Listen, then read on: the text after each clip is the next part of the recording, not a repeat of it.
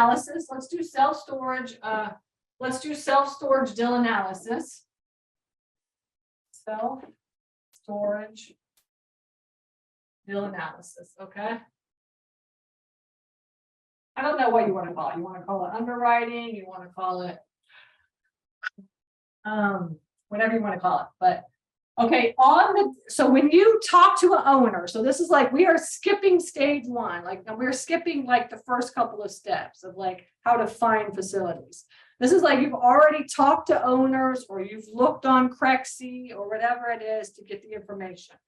You want to make sure when you do DIL analysis, then you are getting these things from them. This is what you have to get from either the realtor, if you're working with a realtor, broker, or from the owner.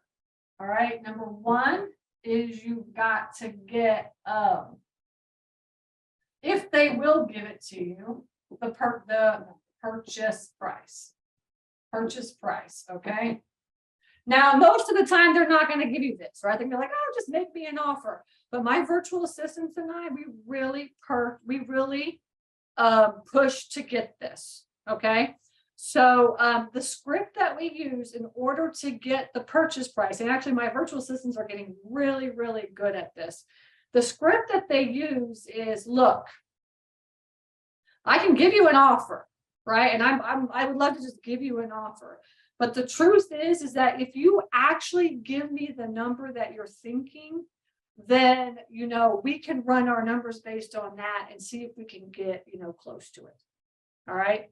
And then also another thing is, you know, if you've been offered something and you've rejected that, please let us know that as well.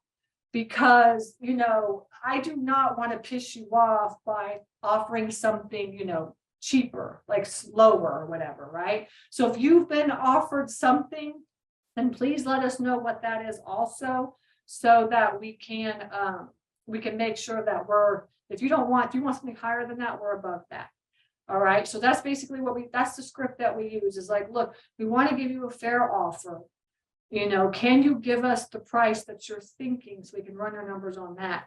Otherwise, you know, we're going to be just shooting from the hip and just giving you an offer.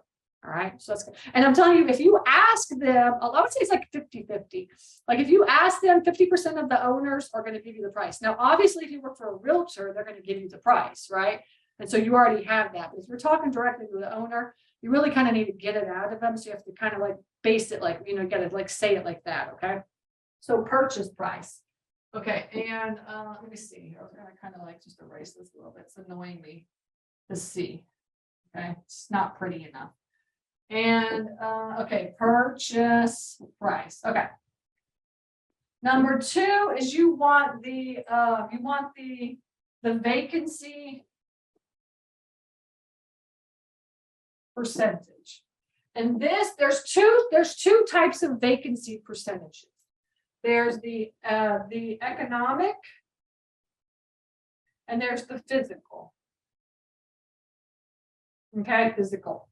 Economic occupancy is how much is what they're actually paying, right? What they're actually paying. The physical occupancy, they could be 100% full, but they could be like, you know, 50% economic occupancy, right? So that's the difference between both of those. So you want to ask them, like, what is your vacancy percentage? And they'll say, I'm full. I say, okay, well then out of like you're full, how many of those are actually paying, right? So that would be the difference between those, right? Now, when we run our numbers, we run at the physical occupancy, right? We run our numbers at physical occupancy on the DIL analyzer, but there's a place where you can put economic occupancy so you can look and see what they're actually making versus like what they could be making, right? Okay, I'll show you how that works here in just a second. And then number three is you want the total units and you want the total square footage. Total square footage. Okay, now with the total square footage, you really want the unit mix. Okay, you really want unit mix. Okay, because they could be like, oh yeah, it's 20,000 square feet, and then they give you the actual unit mix and it comes up to like 18,258. Right? This is how it always is, because they're just like rounding it off. But what you want is and I've gone over this several times, but you want a table. This is how our VAs do it, right? And then you're going to put like the size, and then you're going to put the price, and then you're going to put the vacancy. You see how that is, right? So you're going to say like there's 10 by 10s, and I charge, oh yeah, and then number, sorry. I charge $100, and I have 10 of those, and 8 of those are filled, right? Something like that. Okay, and so you have like a little chart like this. This is how my virtual assistants do it.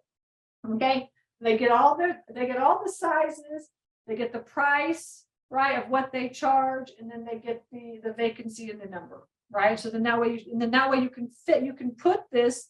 You have to put this into the deal analyzer. You need this for deal analysis. All right, you need this for deal analysis. Okay, so, and then you're going to add all this up, and then at the end, you're going to have like, 90 of the 90, 90 sizes or whatever is what you're going to have all the way total. Okay, or you have 100 or whatever it is. Okay, you'll have a total amount is what it is.